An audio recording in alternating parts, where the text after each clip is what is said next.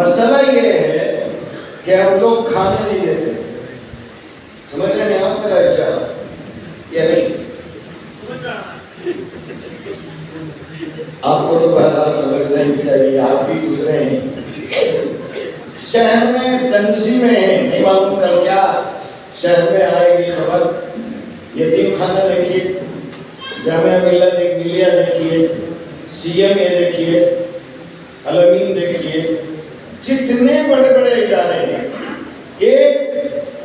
ایک آدمی کسی بھی ادارے میں آپ بتا رہے ہیں رکھا نہیں جاتا. سمجھتے ہیں کہ یہ سب ہمارے کام والے ہیں.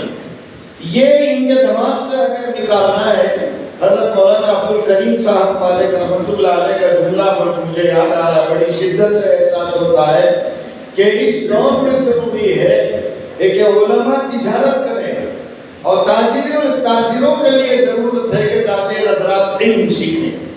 تاجر اگر علم سیکھتا ہے تجارت حلال کی کرے گا، اور عالم اگر تجارت کرتا ہے اپنی کار میں آئے گا، منبر پر جب چڑھے گا نہ اسے صدر دکھائی دے گا نہ سکرے. میں خود جب بینچ میں آتا ہوں تو میں کسی کا پاس کیوں رکھوں؟ اور جن حالات میں میں بہت بڑی بات بولنے جا رہا ہوں، اگر مؤذنین اور علماء کے ساتھ یہ مساجد کے ذمہ داران یہی تماشا کرتے رہے تو میں بغیر کسی جھجک کے کہنا چاہوں گا کہ وہ دور پلٹ کر آئے گا کہ کسی مسجد کو امام نہیں ملے گا، کوئی ریٹائرڈ آفیسر ملٹری کا، پولیس کا، ان کے پیچھے نمازیں پڑھنی پڑے گی اور انہیں کو جنازے کی نماز بھی پڑھانی پڑے گی. کون ہے؟ شہر کے اتنے مساجد ہیں، فیڈریشن بن رہے، فلاں مسجد کا فیڈریشن، فلاں مدرسے کا، کر کیا رہا ہے؟ یہ جو بھنگیا ہے نا، بھنگی ہماری مسجد ہے، ہماری آپ کی مسجد ہے بیوکاریان کے روڈ میں جو راستہ صاف کرتے ہیں، وہ جو بھنگی ہوتے ہیں، اس میں ایک بھنگر مخصوص دکانوں کو جھاڑ کر پانی کا چھڑکاؤ کرتے. تو ایک کاؤنسلر صاحب تھے، اب کاؤنسلر نہیں ہے، وہ ہیں. کاؤنسلر صاحب نے ان کو ڈانٹ دیا کہ خاص وہ 2-3 دکانوں میں صفائی کے ساتھ پانی کا چھڑکاؤ ہوتا ہے، یہ ہوتا ہے، وہ ہوتا ہے. اس بیچاری نے جھاڑو پھینک کر کہا اب اس کے بعد میں کام نہیں کروں گی.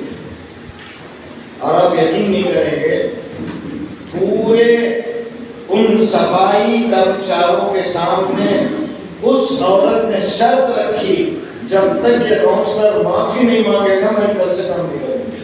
اور سارے بھنگی جڑے ہوئے تھے، سب نے کہا کہ ہم نہیں کام کریں گے. میرا اور آپ کا حل کیا ہے؟ ایک اچھے مؤذن کی تلاش ہے. کیا تنخواہ ہے؟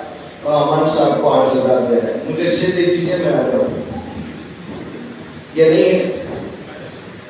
جب تک ہم لوگ طے نہیں کریں گے، اور آپ دیکھیے عمارتوں میں علمی گفتگو تو حضرت نے فرما دی ہے، حضرت مولانا عبدالعلیم صاحب نے، برتن میں جو ہوتا ہے وہی چھلکتا ہے، وہاں علم تھا علم چھلکا، یہاں جہالت ہے تو جہالت چھلک رہی ہے، برداشت کر رہے. اب جو کارپینٹر ہے، باربینڈر ہے، ٹائلس والے ہیں، پی او پی والے ہیں، میکسیمم بہار کے ہیں. کسی ایک جگہ کام کرتے ہوئے آپ اسے ڈانٹیں اور وہ کام چھوڑ کر چلا جائے، دوسرا کوئی نیا بھی آیا ہے، وہ آ کے فوراً دیکھے گا کام اچھا، ارے سر یہ تو فلاں آدمی کا کام لگتا ہے، ہاں وہی کر رہا تھا لیکن ایسا کچھ ہو گیا، کام چھوڑ کے چلا جائے گا، نہیں آپ اسی کے پاس کرا لو، نہیں کروں گا. یہ اتحاد ہم میں کب آئے گا؟ یہ تو میں برسوں سے سیکھ رہا ہوں، اور میں پورے فخر کے ساتھ یہ کہنا چاہوں گا، شہر کے کسی خطیب، امام، عالم، حافظ پر جب بھی جیسی بھی مصیبت ہے، مجھے بولنا نہیں چاہیے، میں تنے تنہا کھڑا رہا تھا. اور آج اللہ تعالیٰ اس دور سے گزار رہے ہیں جہاں کوئی بات کرنے کے لیے سوال سوچتا ہے. کم از کم تاخیر تو کرتے کہ کیا ہوا آپ کے ساتھ. اگر کمانا ہی ہوتا ویسے ہی میرا مقصد ہوتا تو پھر مجھے امامت کی ضرورت نہیں تھی. اللہ تعالیٰ بہت نواز دیتا. اور میں کسی ویسے بھی آج بغیر چونکہ تعلق ہے اور میں کسی غریب گھر میں شدیدہ تھا. میرا باپ کسی زمانے میں غریب، لیکن ہمارا ننیال، ہمارا ددیال. اور مزید آپ کی اطلاع کے لیے بتاؤں، جس عیدگاہ کے حلقے میں ہم لوگ بیٹھے ہیں، جانی روڈ کے قبرستان کا ادھر کا وہ حصہ میری والدہ کے نام پر جو وقف کر دیا گیا. پرانی ذمہ دار جانتے ہیں. مطلب میرے عرض کرنے کا یہ نہیں ہے کہ کوئی پھٹیچر، کوئی غریب ایسا نہیں کہ بس پڑھ لیا آ گیا اور ممبر مل گیا.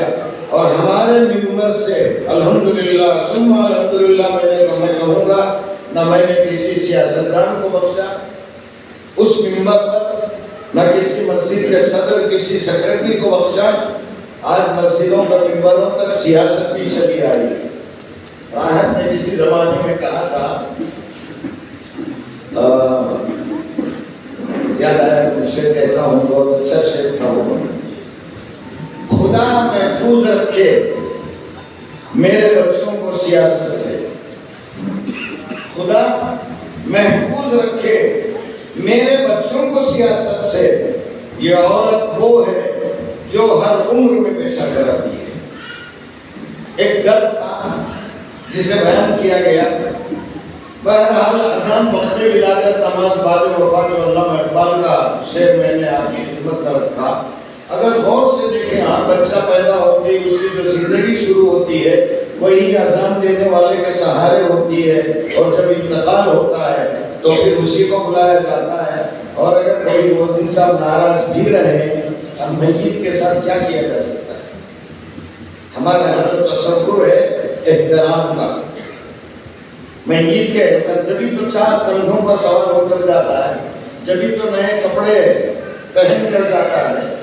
حضرت مولانا احمد سعید صاحب رحمۃ اللہ علیہ نے اپنے کتاب میں لکھا تھا، آدمی ہمیشہ جب بھی غسل کے لیے جائے اپنی موت کو یاد کر لے، تازہ رہے گی وہ صورت. اور وہ آنے والا ماحول، غسل کرنے کے لیے پانی لے رہا ہے، یہ احساس جگہ ہے آج میں غسل کر رہا ہوں، کل مجھے کرایا جائے گا، میں نہیں کہا ہوگا. کپڑے میں پہن رہا ہوں، جمعہ ہے، آج میں پہن رہا ہوں، کل مجھے پہنایا جائے گا. اور پہنانے والے کون ہوں گے؟ یہی مؤذن صاحب. ہو سکتا ہے کوئی مالدار ناراض وراض ہو جائے، یہ سن کر میں رسول ہے، کسی اور کو تیار کرے. اچھا ہے، ارے اپنے بچوں کو پڑھاؤ. تمہارے بچے ڈاکٹر بنے، تمہارے بچے انجینئر بنے، یہ حق میں نہیں ہے. اور آج ایک نئی بات کیا ہے، ماڈرن ایجوکیشن کے نام پر مدرسے میں ڈاکٹر بننے کی ہمت نہیں ہے. کیا بتاؤں میں، ان لوگوں کے پاس ہمت نہیں ہے. وہ کسی کالج میں جا کر بولے کہ قرآن پڑھاؤ، کم از کم تجوید سے پڑھاؤ. باجا بجا دیں گے ان کا، بول کر تو دیکھیں. اتنے سیاستدان ہیں ہمارے پاس. دیکھیے کمیونٹی کو، گربا سے، لگایت ہے، گوڑا ہے نا، سب لوگوں نے حکومت کی کرناٹک پر. آج تک ایک مسلمان نہ سی ایم بنا، نہ ڈپٹی سی ایم بنا. اور وہ جو گنے چنے ہمارے اپنے سیاستدان ہیں، ماشاءاللہ ان کی محبت تو آپ جانتے ہیں، ان کا جھوٹا کو کھاتے ہیں، ان کا اتنی محبت سیاستدانوں میں. یہ ہم اگر بولے کیا مولانا بہت بول دیے جمعہ میں، کیا کرنا؟ نہیں حضرت برابر کی طرح ضرور آ رہا ہے، بدل ڈالیں. کبھی ٹی وی کو بدلاؤ، پتہ چلے گا. کسی مسجد میں امام صاحب 20 سال ہو گئے، مولانا 25 سال ہو گئے، جھوپڑی کی مسجد نہیں ہو گئی، پوری کمیٹی تیار رہتی ہے. نہیں اب ماشاءاللہ مسجد ہماری محل بن گئی ہے، نیا امام چاہیے. ارے بھائی 25 سال آپ کی جھوپڑی نماز پڑھا، جھوپڑی تھی پڑھا لیے، اب عمر بھی ہو گئے، شادی ہو کر جو 30 سال گزر جاتے ہیں، کبھی بیوی کے سامنے بول کر بھی دیکھو، پتہ چلے گا. ہے نا؟ کون ہمت کرے گا؟ یہ انجم ویلفیئر کے جو ذمہ داران ہیں، شہر کے بڑے بڑے مالداروں کے گالوں پر تماچا مارا. ہمارے حافظ عبدالعلیم بڑے بڑے مالدار جن کے بچے روزانہ 1000 روپے کے چاکلیٹ کھا جاتے ہیں. ایک مسجد کو میں جانتا ہوں، ماہانہ اس کی جو آمدنی ہے ارے ہم اتنی آپ کی بڑھ گئی، وہ امام صاحب کا کیا ہے، میری پرسنل بک، کیا حضرت آپ بھی ایسے پڑھو گے، کیا مسئلہ حضرت ہم تو سب پیسے نہیں کو، ارے پھر آپ کے لیے تو آپ کا بیٹا ڈاکٹر بنے گا تو کار ضروری ہے، مولانا ایک سیکنڈ ہینڈ اسکوٹر لے لی ہے، کہاں سے لیں گا ان کو پیسے؟ بھئی آپ کی خبر کے سوال اور جوابات آپ تیار کیجیے، پیسے کہاں سے لیں گا؟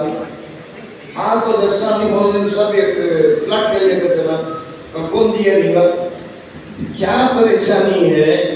ہم جئیں کہ مر جائیں، کھائیں کہ بھوکے رہیں، یا آپ ہی کی غلامی کرتے رہیں؟ یاد رکھیں، آپ حضرات بھی اپنے ذہن میں رکھیں، جب تک یہ قوم علماء کی قدر کرنا سیکھے بھی نہیں، یہی جوتیاں ان کا مقدر رہے گی، یہ پکی بات ہے میری۔ مجھے تو کبھی کبھی میرے ذہن میں آتا ہے، حضرت علماء مجھے معاف فرمائیں، کبھی کبھی میرے ذہن میں آتا ہے کہ میں منبر سے بولوں، بس جتنے مدرسوں سے مولوی نکل گئے، بس بند کرو، ختم کرو، آتا ہے ذہن میں میرے ایسا۔ لیکن اللہ تعالیٰ جیسے کوئی شخص اپنے بیٹے کے لیے دلہن ڈھونڈتا ہے، 1000 بچیوں کو دیکھ کر ایک کو پسند کرتا ہے، تو میں آپ فخر سے کہہ سکتے ہیں اللہ اتنی بڑی وسیع و عریض دنیا میں اس کے کلام کے لیے ہم جیسے گنہگاروں کے سینوں کا انتخاب کیا ہے، یہ بہت بڑا اعزاز ہے۔ حالات کی وجہ سے میں چاہتا ہوں کہ ویسا بولوں، لیکن یہ چیز مجھے روکتی ہے کہ 1000 گھر تلاش کرنے کے بعد ایک دلہن کا انتخاب ہوتا ہے۔ اتنی بڑی دنیا میں اللہ تعالیٰ نے اپنے کلام کے لیے ہمارا سینہ منتخب کیا، ہم لوگوں کا انتخاب کیا، تو کبھی کبھی ہم لوگ بھی اپنی حیثیت کو پہچانیں۔ صدر صاحب بول رہے چائے لاؤ، آپ ان کو بولیے آپ جا کر بول کر آئیے، کیا کریں گے؟ آپ نوکری سے نکالیں گے؟ ان لوگوں کے ہاتھ میں نہیں ہے ہماری زندگی، ورنہ یہ لوگ ہمیں بھوکا مار دیتے، یاد رکھیں۔ جو پروردگار بلوں میں چونٹیاں دے رہا ہے، وہ پروردگار ایک مسجد کے باہر، ہمارے شیخ نے واقعہ لکھا ہے، ایک مسجد کے باہر ایک گڑیا بیٹھی ہوئی ہے، نابینا ہے، اندھی ہے، دیکھ بھی نہیں سک رہی ہے۔ ایک صاحب روزانہ نماز کو جاتے ہیں، وہ گڑیا کو دیکھتے، ایک دن ان کے دل میں آیا کہ کسی سے مانگتی نہیں ہے، کوئی دیتا ہے تو لیتی نہیں ہے، آخر کیا مانگنا ہے؟ تو وہ صاحب قریب گئے، کہنے لگے کہ اماں جان بہت دنوں سے میں آپ کو دیکھ رہا ہوں، آپ نے نہ کسی سے کبھی مانگا اور نہ کوئی دیتا ہے تو آپ اسے قبول کرتی ہیں، کیا وجہ ہے؟ تو اس گڑیا کا جو مستانہ جواب تھا، اصل میں اس جواب کی طرف متوجہ کرنا چاہتا ہوں میں۔ گڑیا نے جواب دیا، جس نے مجھے پیدا کر کے مسجد کے سیڑھیوں پر لا کر ڈال دیا، میں آج تک اس سے نہیں مانگی تو تجھ سے کیا مانگوں؟